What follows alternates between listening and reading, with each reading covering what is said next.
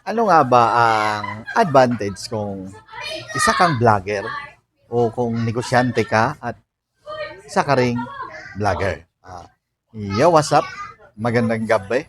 Kumusta kayo dyan? So, time check natin ay 7:55. Andito pa tayo sa ating salon. Yan, salon.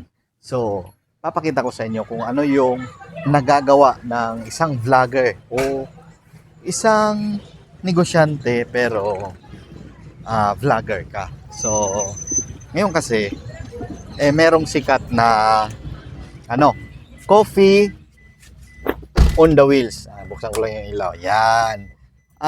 Dito kasi sa amin, sa lugar namin, merong sikat na coffee on the wheels. Oh.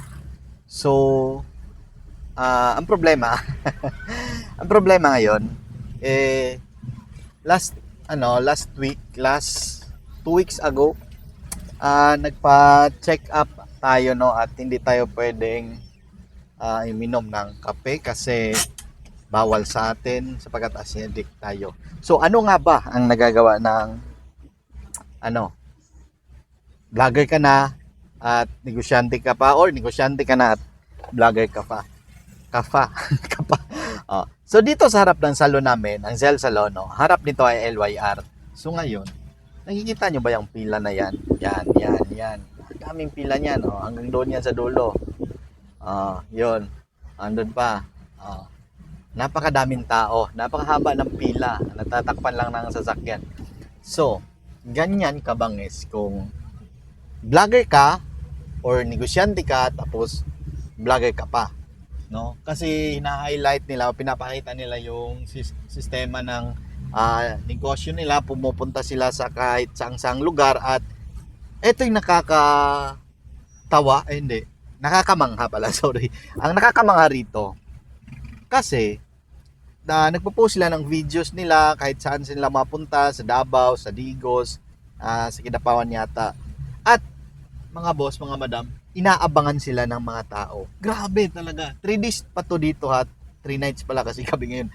3 nights pa sila ngayon. Tapos, basta ang haba ng pila nila. Talagang napakadami nilang benta. So, ganun siya kabangis, ganun siya kalupit, ganun siya kadali sa marketing mo kung ikaw ay vlogger na negosyante pa. So, alam mo na, di ba? Kung mahina yung negosyo mo ngayon, mahina yung marketing mo ngayon, oo, nahihirapan kang bumenta, nako, mga boss, iba talaga ang hatid ng isang vlogger or negosyante na vlogger or vlogger na negosyante. Grabe, double impact yan. Kasi sa experience namin sa aming salon, nagba-vlog din kami, at maraming nagtatanong, lalo sa asawa ko kasi yung content niya is about sa buhok. So, ang daming nagtatanong sa kanya about sa buhok, at yung mga inquiries na yun is malilipat natin sa sa sales. Kasi yung mga pinapaniwalaan ng tao ngayon is yung vlogger talaga. Hindi na naniniwala kung ano ka ba o professional ka ba, pero kung vlogger ka talaga, nako, ang haba ng pila nila.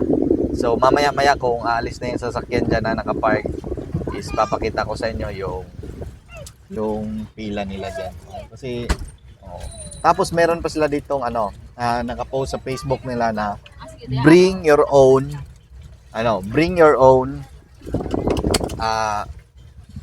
chair, camping chair. Bring your own camping chair. Ganun sila kabangis. Ang pangalan pala ng coffee shop nila, Coffee on Wheels, ay Ryoko.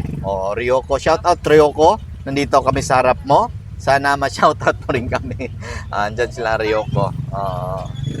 Dami basta maraming pipila. So yan lang for today's video, at update natin sa ating 6 months challenge. Magbukas ng isang branch, malamang next month ay maganda. So marami tayong hinihanda at marami tayong binili. So inahanda natin yung ibang kakailanganin, binili na natin yung iba. So malamang kung makahanap tayo ng pwesto next week, dire-diretso na yung another branch natin. At tungkol doon sa capital, sa pera na kakailanganin natin, is palagay ko kung maaprobahan yung loan natin Kung maaprubahan yung niloan natin, maliit lang naman siya pero kakailanganin natin yon pangdagdag sa capital kasi medyo kailangan din ng malaki-laking capital. So, kung baguhan kang negosyante, huwag ka muna mag-loan.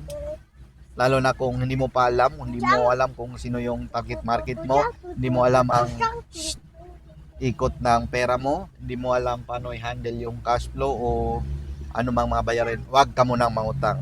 Ito ay ginagawa namin, yung pangungutang, kasi 10 years na kami dito sa salon business at naikot na namin yung sulok ng problema, yung monthly, daily sales, monthly sales, o aling taon ba yung mahina, aling taon yung malakas. So, huwag nyo kaming gayahin.